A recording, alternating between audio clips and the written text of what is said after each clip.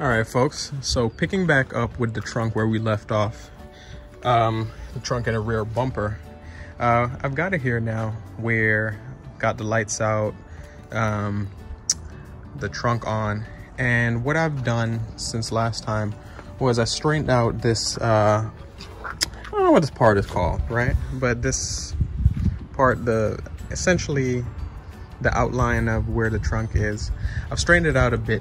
Now, it's not that it looks perfect, and it'll take I'll have to work on it a little bit more, but it is enough to put on the supports and the bracket that it needs for the rear bumper at this point. Now, when it comes to the bracket for the rear bumper, it's essentially, I'd call it 5 different pieces, right? So along the side here, these are 2 pieces. It's on either side, so 1, and then on the driver's side 2. It has these things too, 1, 2, and then there's a center support bracket. So altogether it ends up being 5 pieces. 1, 2, 3 in the center, 4, and then on the outer side on the driver's side is 5. Now for this one, it ran along here and the whole thing was damaged. It was broken up into different pieces. So what I'm gonna do is I'm gonna take out the replacement ones and go from there. As far as the brackets along the side where near the wheel well, those are good. No tabs have been broken off or anything like that. But what I will do is replace the 3 that go in the middle by the taillights, 1, 2, and then the center support bracket, because those were all damaged. As you can see, the tabs broken off here, and on this side it's clean off. I'll remove these, show you the new pieces, and go from there. Okay, here we go.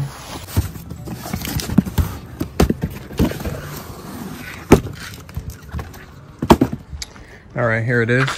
So center support bracket, and the 2 pieces are wrapped up in here, 1, 2. Now the biggest thing with this is getting the hardware to install it. So there are some bolts, I think they have plastic heads to attach it. I'll show you what I mean. So here, so there are these little, the head of the bolt is like plastic. The bottom part of the bracket, there are 4, 1, 2, 3, and 4. This one's come off, but these ones are on good. 1, 2, 3, right? And it's the same here. Same here, those 2 are on. The nice part is that I do have the replacement pieces. I was able to salvage those, so I'll be able to attach the center bracket. Now, one thing I did off camera is for this, where the center support brace goes, I had a hydraulic pump. It's almost like a hydraulic press. Push it out so that it could line up better. I'll leave the link in the description, so if you need to use it. I'll also leave a link for someone who gives a pretty good tutorial of how to use it. So I'm pretty excited about this. I really lucked out on this one. It didn't have it in the description that the hardware to install it would be on, but here we are. So the nice part is I have the bracket on the passenger side, the bracket on the driver's side by the taillights, and the center support bracket. But the beautiful part here is that they included the hardware. The actual center support bracket, it looks in great shape in terms of the parts here. You know, they look used, but to be honest with you, it's quite a come up because I didn't have these. I didn't have these on the car. I didn't have all of them, at least. For these plastic pieces, they go on the bracket itself, right? Like there and there. And these 2, they go in the side here.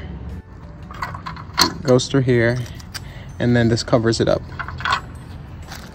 So I'll show you how it all looks on the car, so you get a sense. All right, so I'm gonna start by removing these last few pieces.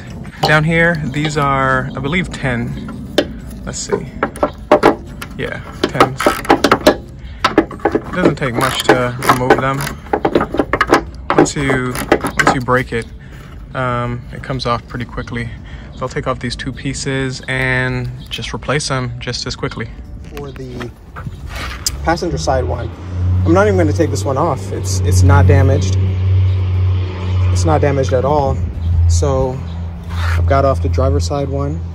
Let me put on a replacement and quickly run through this. So for the first bracket, it's just a matter of putting it on and screwing these on. It's easy enough. So I'll tighten those down in a second. And it's the same with this here. So it goes here. There it is. This gets positioned on top of it, right? It gets positioned on top of it because you're going to use a screw and put it through here to attach it. All right, so when the center support bracket and these side ones are on, you'll see it lines up with the hole that you need here. And this, just to give you a quick preview, they attach to each other,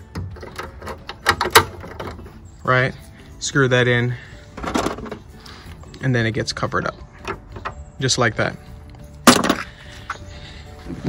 Center support bracket, no surprise here, it goes in with these same kind of screws. And then you're gonna want to align this side all the same. So from what I've picked up, it's, at least for me, it was easier to, it does require a little bit of alignment, right? In my experience, it makes more sense to align the connection pieces. So the center support bracket with the side supports, to get this attached before tightening on the actual side support. And same with this side. So attach it here, then with these loosened, once it's connected, then you could tighten these. Because like anything else, just like the trunk, you know, it requires some degree of alignment. And then once you do, tighten it down and you got it all set. Now on the center support bracket, at least for mine, I'm not sure if everyone will be like that, there's this portion right over here, right? And what that's for is this, I think it's a sensor of some sort. I don't know if it's, you know, a parking distance sensor or what have you, but it very obviously goes into this space here. So I'm gonna throw it in there. I think it goes this way. Yeah, I'm gonna throw it in there, and then get this bumper. You know, it hooks onto the bracket itself. Just put it over and it hooks on into there. And this slides right in. You'll face it with the writing side outwards. And yeah, that's what it is. Before you put on the bumper, right, it's plastic, but since it'll require some degree of alignment and bending, you want to put it out in the sun and have it soften up. So I'm going to do that now. Right, here we go. So which one is it? Which one? Oh, this one, huh? Here we go. Nice part is that part of it was out in the sun already, so I could feel it warm. You see how much it's bending, right? You're gonna want it malleable as much as possible. Definitely keep this out in the sun. Get it warmed up, because if you notice along each of these points, there's parts to hook on, right? That will need to go on, and with some of the tabs being broken, like here and here, frankly, these ones are good. These ones are good. This is good as well. But with some of the tabs broken, you want this as malleable as possible, like I said, so that you could have as many hooking on as possible. I will say for the E90 cars, they are built, they're so sturdy. and there's so much support that's in them that you'll find on the interiors you don't have much squeaking or rattling. And the same for the body panels. Everything is hooked on to something else. So although there are maybe 4 or 5 tabs that are broken, it's going to be enough that this thing is going to be on there solid. So you have right along here, right, you put on the bumper, and notice there are these tabs here, right? What I'm thinking I'll do is I'll put on the top tabs first, and then I'll attach it from the bottom, because there's essentially 2 attachment points, right? There's one at the top. Like I said, a lot of attachment points on these E90s. And then at the bottom, the screws all along the bottom. So I'll go with the top and then the bottom, see how that works out. If it doesn't, you'll be the first to know. All right, first things first. Let's have it wrap around the car, right? And if you could get some help, I mean, you should definitely take it, right? Because for me, at least, I could only have one side up at a time. So what I think I'm going to do is I'm going to prop up the side I'm not working on and hook it in so I don't have it having that much strain on the car. As far as that goes, I told you, this is what I used, what's it called, Big Red, to push out the metal valance, right, along the bottom of the trunk. So it's gonna have a double use now. I'm gonna put this underneath the driver's side of the rear bumper just to keep it up while I put on the passenger side. But anyway, great tool. Like I said, I'll leave the link in the description, as well as another person who they used it, shows how to put it together. I think it's great. I don't want to belabor the point. So I think I'll direct you there for the best info. All right, so here's what we got. I'm gonna leave it on top of this here. It gives a little bit of height. It'll allow me to work on the other side without it being as much pressure on it.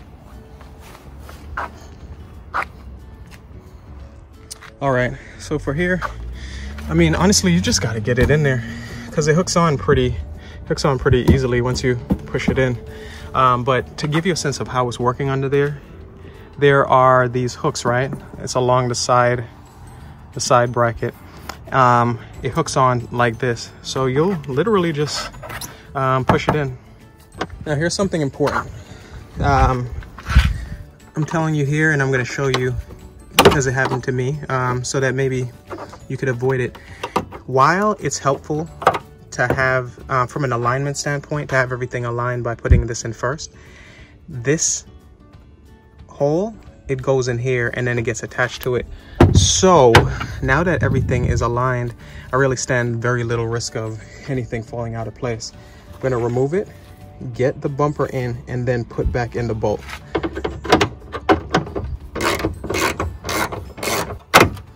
All right, so take this out. It allows you to slide the bumper in between it and then reattach the bolt. Here we go. Now with the bumper in, right, we can see the hole here, and then we're gonna reattach it. But by doing that, it allowed the bumper to go into the bracket by the tail light. All right, I'm gonna get this thing in and then continue on to the other side. I'll remove this bolt again, get the bumper in and attach it. All right, there we go. Now I can put it in here.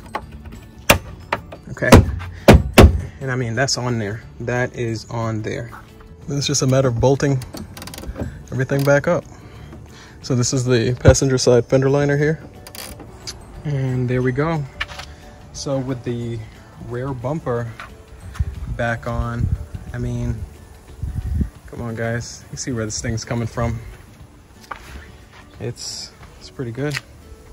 It goes, everything lines up really nicely. So now it's time for the rear tail lights, and I've got just the thing. So I was able to pick these up off of OfferUp. I think it was like 60 or 80 bucks. I mean, they're brand new in the box. They were 80 bucks. They were 80 bucks. So I have the full set. Got the full set. Got the rear tail lights as well as the ones that go in the trunk. All right, so for the tail lights, it's not rocket science here. Got one on the passenger side and one brand new tail light for the driver's side. One driver's side, one passenger side. And the way that these attach, you see there are three heads right here. I'll slide it in. And then on the inside, you will attach the nuts here, here, here, and here. Same for the driver's side. All right. So how we looking now, fellas? How we looking now, fellas? How about that? All right, let me close this thing up. It's coming a long way, huh? It's not perfect, but it's a big improvement from where it was. Yeah, is it perfect? Absolutely not. Is it a lot better from what we had going on before? Absolutely. So there are a few adjustments that'll need to be made still, right? You know, from the trunk that I purchased the trunk that I purchased, you know, it had some damage itself. So I'll have to straighten that out and get that part sorted out. It'll need the trunk badge, but have that on the previous one. But as far as the car itself, it's a good come up. Anyway, guys, until next time, thanks for checking it out. Thanks for giving it a watch, and drive safely out there.